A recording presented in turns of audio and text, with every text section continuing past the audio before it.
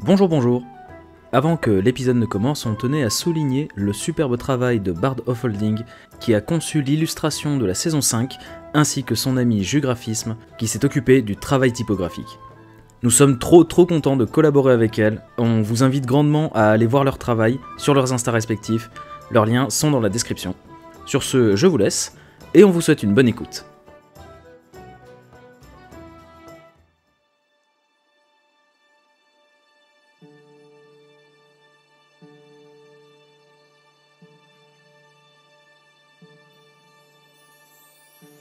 Est-ce que c'est l'heure du stress de Logan ?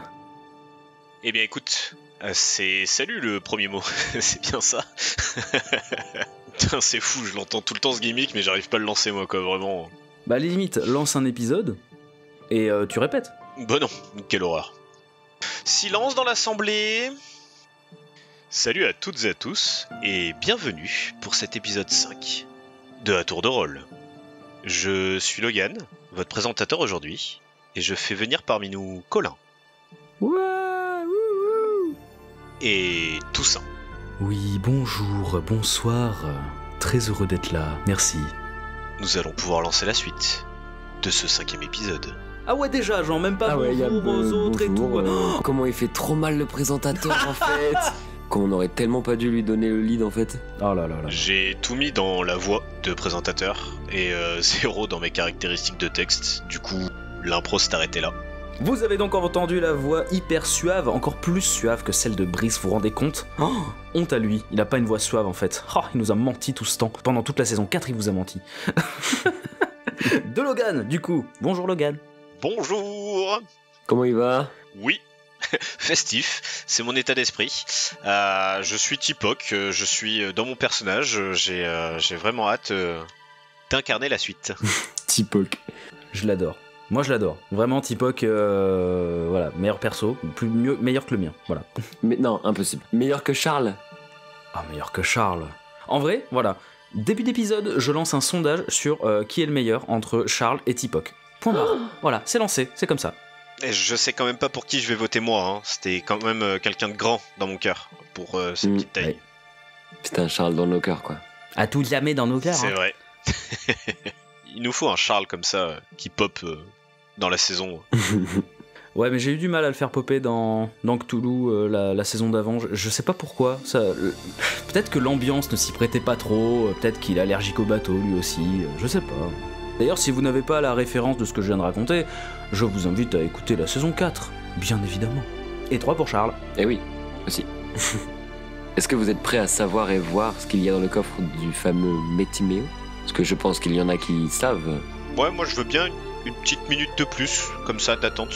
Parce que ça ferait juste une semaine de plus et une minute pour les auditeurs d'attendre. Je trouve ça drôle. Une minute de silence pour les auditeurs.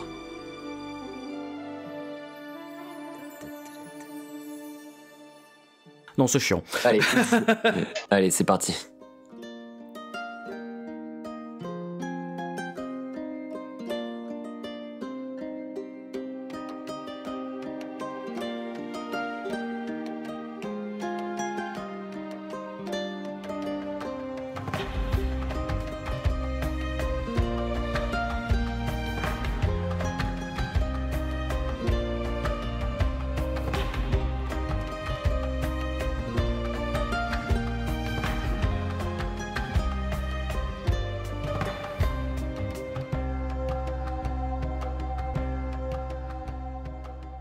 Nous reprenons alors que vous êtes tous les deux assis en train de lézarder au soleil dans le jardin de la cour de l'abbaye des 7 tourelles. Vous étiez en train de vous faire une sorte d'accolade. Métiméo annonçait qu'il allait se servir d'objets dans un certain coffre. Du coup, je prends Tipoc dans mes bras et je l'invite à me suivre. Je traverse le cloître de l'abbaye, voyant que le ciel commence un petit peu à s'assombrir, l'heure du crépuscule. Je me dirige vers mon chez-moi, que je partage avec mes parents. Je me tourne vers Tipoc. Il faudrait que tu m'attendes dehors, à ma fenêtre. J'arrive. Et je rentre chez moi. Donc tu rentres chez toi. Tes parents ne sont pas encore rentrés. Tu penses qu'ils sont soit en train de manger au réfectoire, soit en train de voir leurs amis. Tu prends la porte de droite pour aller à ta chambre. Et qu'est-ce que tu fais ? Je me dirige vers mon lit, je me penche dessous et j'en tire un coffre. Une espèce de grosse boîte en bois, très simple. Je l'ouvre et je récupère dedans une espèce de gros baluchon, assez lourd. Et je le porte dans mes bras. Je me retourne et je le jette un petit peu par ma fenêtre, délicatement. Enfin, je le fais traverser ma fenêtre et ça tombe un peu dans un fracas dehors, mais il y a des buissons qui atténuent un petit peu le son. Une fois que c'est fait, je me tape les mains, comme un travail bien fait, et je ressors, je repasse par chez moi, je referme la porte, et je rejoins Tipoc dehors. Quand Métiméo arrive, je suis caché dans le buisson. J'ai juste la tête qui dépasse. Enfin, c'est ce que je pense. Au final, je suis absolument pas caché. Tout mon corps est visible. Et j'ai la main sur le front. Et je regarde Métiméo en disant c'est bon, je suis là. Tout est bon. Regarde, le baluchon, il est là. Tout est bon. Je regarde un peu à droite, à gauche. Personne ne semble nous avoir vus ou ne prête guère attention. Parce que la curiosité est quelque chose d'assez mal vu ici et on aime laisser l'intimité aux gens. Donc j'en profite et je te montre ce qu'il y a dans ce baluchon. Et à l'intérieur, tu vois un bouclier, une épée dans son fourreau et un genre d'armure. Et je te regarde, ça je l'ai fabriqué pendant mon temps libre. Bon, l'épée elle est pas encore bien finie, mais tu vas voir, je vais m'équiper. Mais ça a l'air super. Tu peux marcher avec ça, c'est pas trop lourd ? Alors tu vois que je suis tout content de te montrer mon travail. Et je te dis non, c'est très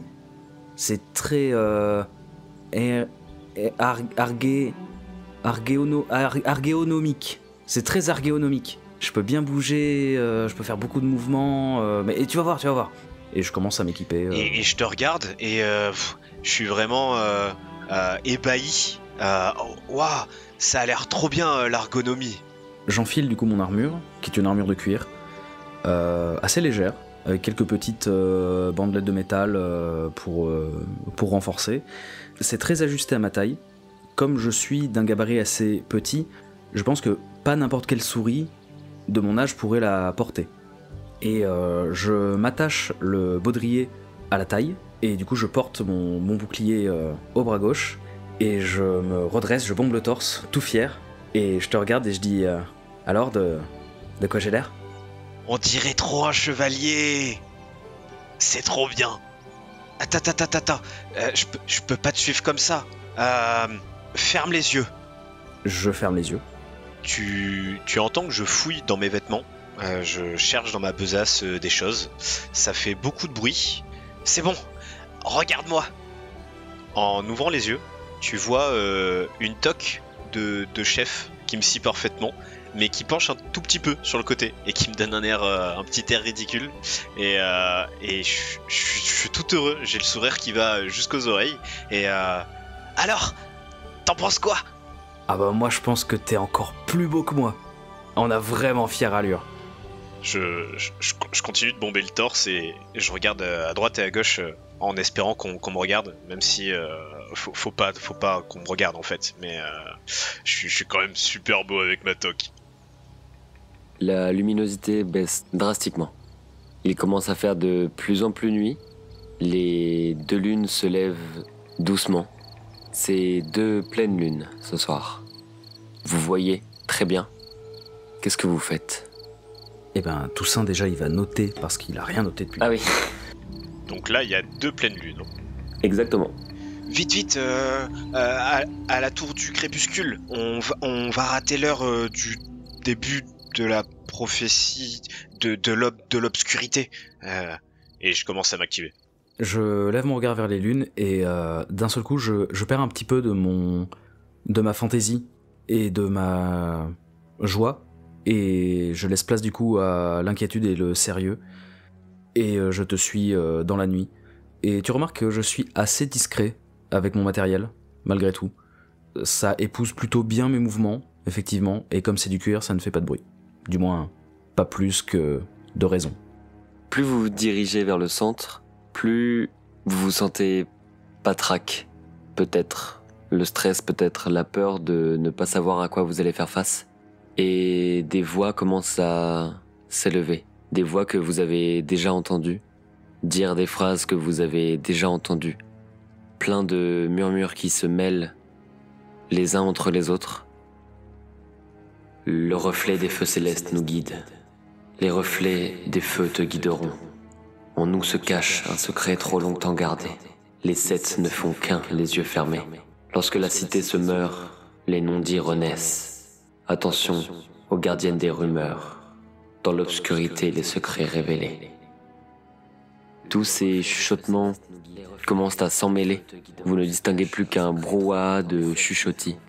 Vous avez dans votre tête ces chuchotements continus. Je regarde Tipok et je lui adresse un regard à la fois inquiet mais rassurant, comme pour lui signifier que moi aussi j'entends ses voix et qu'on est sur la bonne piste pour continuer notre détectivation. Plus le temps passe, plus les chuchotements se font forts. Ils prennent beaucoup de place dans votre tête, tellement que vous n'arrivez presque plus à penser et à parler. Je me mets le long d'un mur où on pourrait ne pas nous voir et agacé par ces voix qui s'amplifient, je me pose contre le mur et je ferme les yeux. Pendant ce temps-là, je suis la direction dans laquelle on allait vers la tourelle du crépuscule. J'accélère vraiment le pas, je fonce dedans pour essayer de me réfugier peut-être à l'intérieur et plus être dans la cour. Mais Timéo, tu fermes les yeux, t'essayes de te concentrer pour ne plus rien entendre, je suppose. Et tu te sens envahi de ces chuchotements. Tu entends des cris, mais cette fois-ci des vrais cris. Et de ton côté, Tipok, tu cours pour te réfugier dans la tour du crépuscule. Tu te cognes à une porte fermée. Les chuchotements commencent à se faire de plus en plus forts, de plus en plus agaçants, menaçants. Vous entendez crier « Les gardiennes des rumeurs, elles sont là, attention !» Je tire mon épée. Je commence à regarder un petit peu partout, paniqué.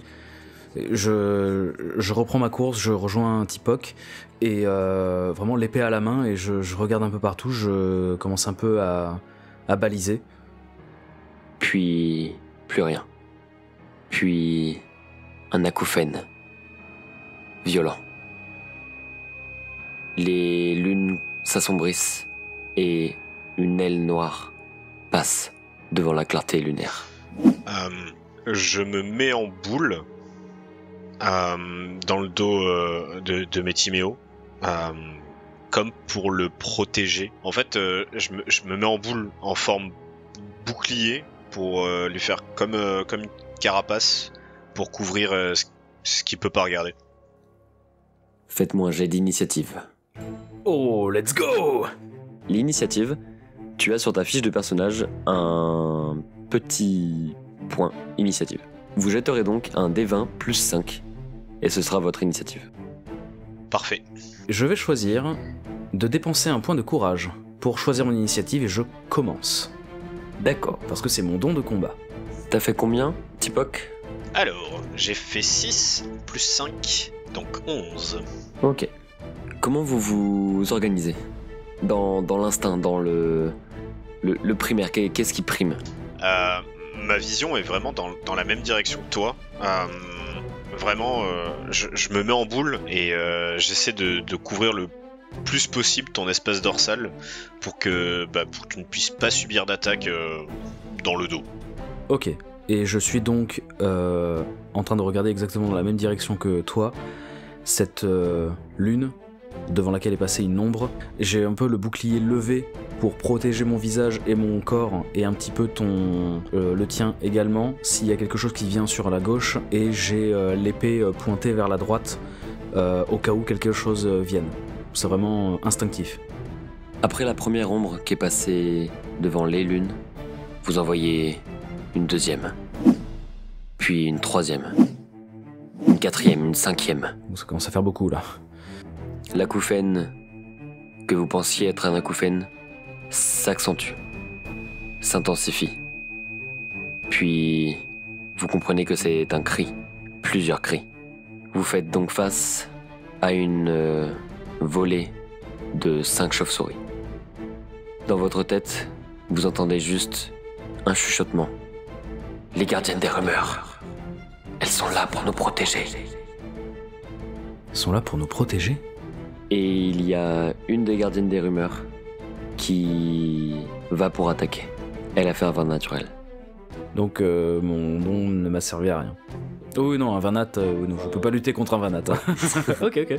Il avait un don tout sain, il dépensait 1 point de courage et il choisissait son initiative. Tu as combien en classe d'armure ? 15. Elle vole au-dessus de toi et elle fond sur toi.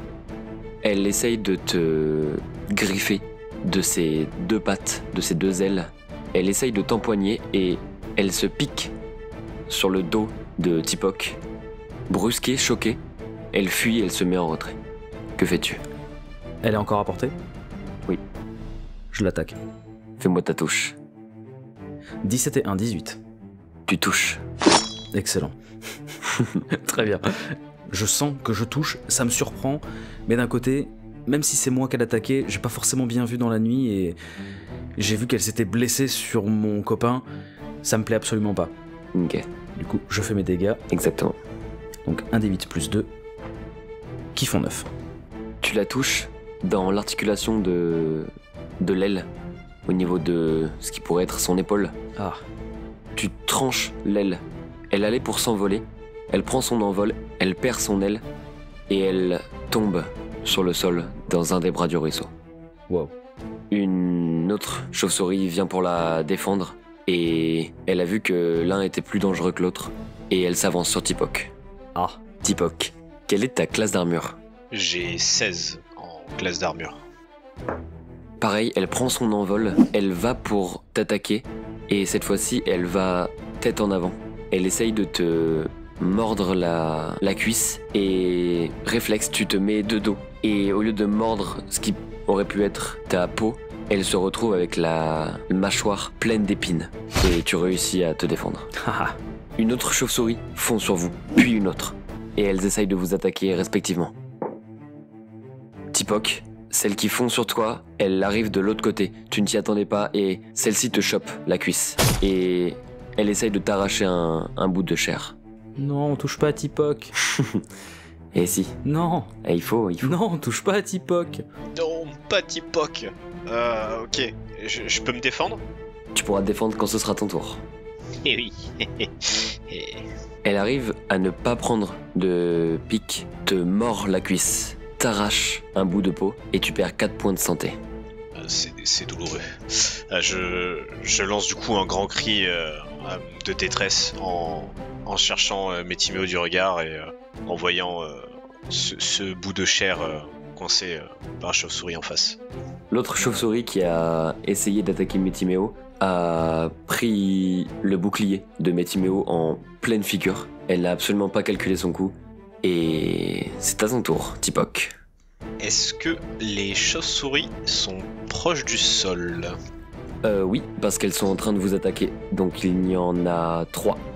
Il y en a 3 au sol à peu près à la même distance ? 3 au sol autour de vous.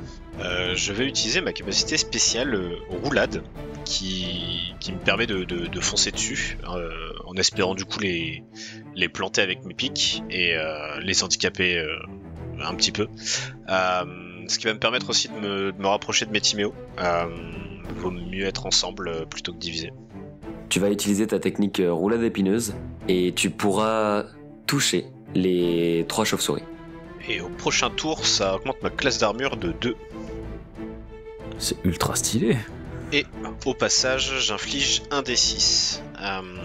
Bon, alors là, c'est hors machin. J'ai besoin de savoir quel dé je lance pour activer ma capacité spéciale. Tu n'as pas besoin de dé.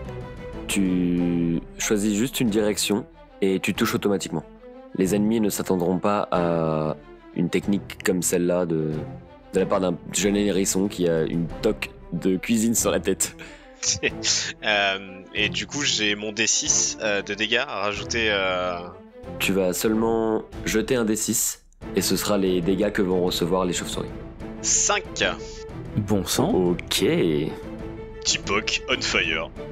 Tu fais ta roulade, tu fais 10 mètres en roulade et tu arrives à bousculer toutes les chauves-souris qu'il y avait dans ton passage.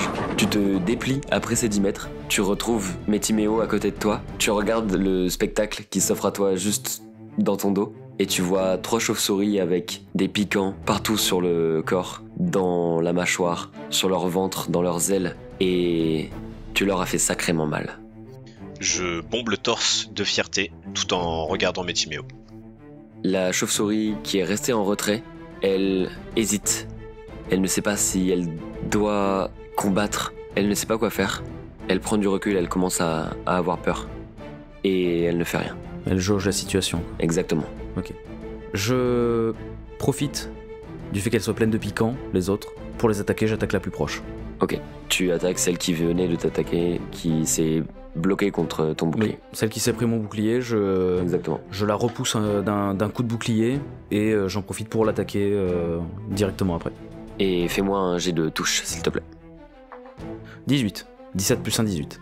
Tu arrives à faire voler ton épée en essayant de seulement la repousser. Et tu arrives à la toucher, à la trancher. Et fais-moi tes dégâts, s'il te plaît. 8 et 2, 10. Mais comment tu l'as fini? C'est un finishim. Je la repousse d'un coup de bouclier, je tire mon épée d'un revers, et finalement, je l'ai peut-être un peu plus aiguisée que ce que je pensais. Moi qui aime bien m'appliquer sur mes propres œuvres, je la tranche en deux. Elle se disloque et elle est inerte au sol en 2 morceaux. Tu entends qu'elle essaye de crier une dernière fois, de faire vous tordre de douleur de par les acouphènes. Un cri sort, mais un cri plein de sang. Et je me remets en garde immédiatement, bouclier en avant, l'épée derrière moi, prêt à frapper. La chauve-souris qui a les piquants plein la bouche toise Tipok du regard. Et Tipok est devenu clairement sa cible première. Et elle fonce sur lui, avec une vitesse phénoménale. Donc tu m'as dit que tu avais donc 17 avec les 2 points de classe d'armure en plus. 18. 16 plus 2, 18. D'accord. Dirty 20. Je suis désolé, Tipok. C'est vraiment un vin naturel là?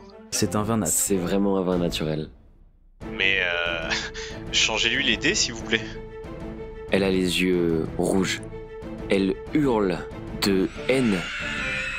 Elle hurle, vous entendez un cri tellement aigu qu'il en devient assourdissant. Et elle fonce sur Tipok. Elle met les griffes en avant et essaye de le lacérer. C'est l'heure des dégâts, ça va faire mal. Exactement. Elle te met 2 énormes coups de griffes, une de chaque aile, dans le ventre. Tu perds 7 points de santé. Et oui, je suis en train de crier de douleur. Elle n'a pas pu s'arrêter. Elle a foncé sur toi, elle t'a lacéré et en se prenant les piquants de ton dos, elle a perdu son équilibre et comme si elle t'avait traversé et elle s'est cognée contre le mur qu'il y avait juste derrière toi et elle tombe à terre. Et il reste plus qu'une chauve-souris avec des piquants dans les ailes qui toise aussi Tipok du regard. Mais Tipok est plus rapide. Que fais-tu ? Eh oui, qu'est-ce que je fais ? C'est une très très bonne question. Parce que là, je suis en danger de mort. Je suis déjà bien blessé. Alors attends, la chauve-souris qui vient de m'attaquer, elle s'est pris le mur. Est-ce qu'elle est inconsciente ? Tu la penses inconsciente. Ok. Je retire 2 piques qui sont dans mon dos. J'en prends une dans chaque main. Et je fonce les 2 piques en avant sur la chauve-souris qui est à terre. Donc tu l'attaques avec tes propres piques. Tout à fait. Je ne te demande pas de jet et je te laisse décrire la scène. Je parcours les quelques mètres qu'il reste. Un cri d'attaque terrible sort de ma bouche. Je crie de tout mon puissant et je plante au même moment les 2 piques directement dans les yeux de la chauve-souris qui est à terre. La chauve-souris qui n'a même pas eu le temps de crier comme tu l'as fait, qui reçoit 2 piques dans les yeux, elle qui essayait de se débattre, tombe inerte. Épuisé par cette attaque, je pose un genou à terre. Je suis vraiment vidé de mes forces. Enfin, j'ai mis toutes mes forces dans ce mouvement. Il ne reste plus qu'une chauve-souris avec les ailes trouées. Que veux-tu faire, Métiméo ? Je comprends qu'on est dans une situation très critique. Je prête pas vraiment attention à ce qui vient de se passer avec Tipok, mais quelque part au fond de moi, je sais qu'il y a quelque chose qui s'est passé, quelque chose de grave. Et je regarde la chauve-souris, je la provoque du regard, et de là où je suis, je place mon épée dans la main qui tient le bouclier, je dégaine le piquant de Tipok que je lui ai pris quelques heures plus tôt, et je le lance tel un javelot sur la chauve-souris, juste pour la provoquer. Le pic se plante dans une aile déjà trouée. Ça met encore plus en furie la gardienne et elle fonce sur toi. Je récupère mon épée dans ma main droite, je la tape sur mon bouclier dans un bruit sourd et je mets mon bouclier en avant, prêt à réceptionner le choc. Elle va essayer de te mordre au niveau des pattes. Ta garde étant plus haute, elle essaye de viser tes jambes. Elle va pour mordre tes pattes et anticipe beaucoup trop tes gestes. Elle mange le sol. Tu as baissé ta garde avec le bouclier. Elle roule sur ton bouclier, tu relèves ton bouclier. Tu la fais sauter par-dessus toi. Ses ailes se plantent dans le dos de Tipok. D'accord. Elle meurt Empalé ? crucifiée, empalée sur le dos de Tipok. Oh bordel.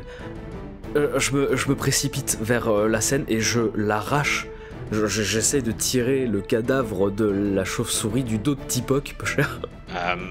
Au moment où Métiméo tire la chauve-souris de mon dos et que je tombe à la renverse, je sens le sang de la chauve-souris qui coule dans mon dos. Et j'essaie de me redresser, mais j'y arrive pas et je suis vraiment... c'est vraiment dégoûtant les combats. J'aime pas ça. Elle a fait un naturel. C'est pour ça. Le fumble. Elle a vraiment fait un naturel. Ah la pauvre. Vengeance. C'est ça. C'est complètement Vengeance. ça. Bah dans ta gueule la chauve-souris de merde. Pardon. Avec ça sorte. Oh, putain, ouais, je lâche mon épée, je lâche mon bouclier, voyant qu'il n'y a plus d'ennemis, et j'essaye de l'arracher du dos de Tipok. Tu arrives à l'arracher. Bon, ça met Tipok sur le dos. J'ai même pas vu qu'il était blessé. Vous entendez tous les deux un cri. Et vous voyez une chauve-souris devant une des 2 lunes qui fuit. Vous entendez son cri perçant qui se perd au loin. Le calme revient. Un silence pèse sur l'abbaye. Ces gardiennes des rumeurs ne sont plus. Et dans la nuit noire, vous entendez tous les deux un hurlement. Un cri d'une personne âgée en souffrance. Et ce cri vient de la tourelle de l'éclipse. Non. Et la suite, Non. au prochain épisode.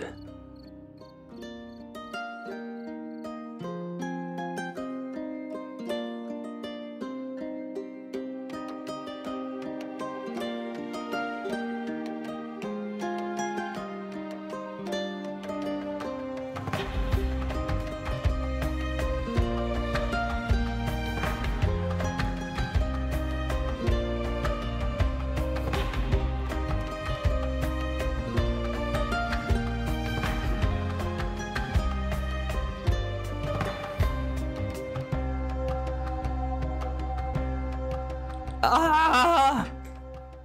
Monsieur mon père, l'abbaye Willem. Non. Oh non! Voilà.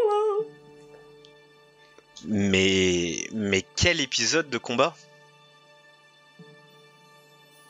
Waouh! Ça faisait longtemps un épisode de combat. Ouais, mais j'adore! C'était saison 2, hein, c'est ça? Oui, c'est ça. Bah.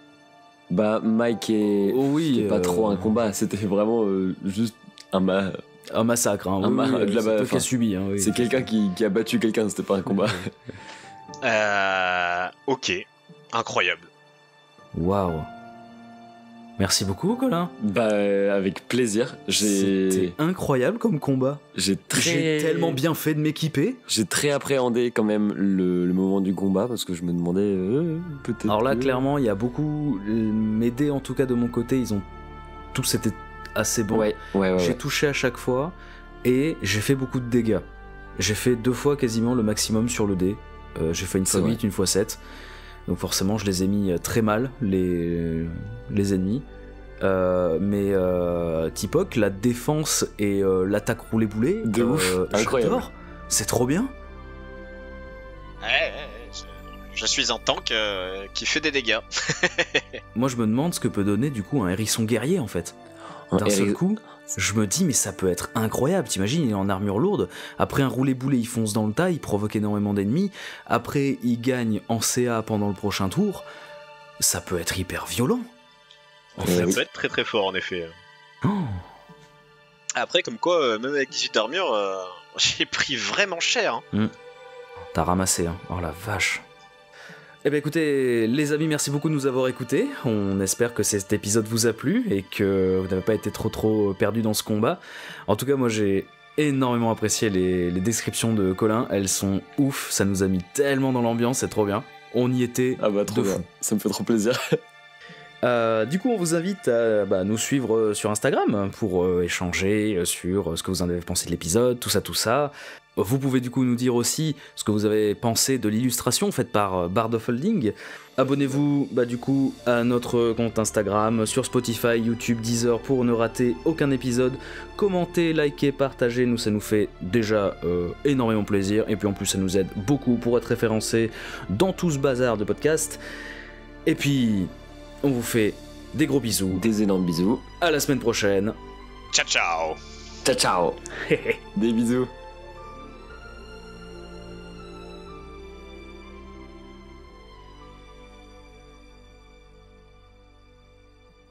Mais l'abbé...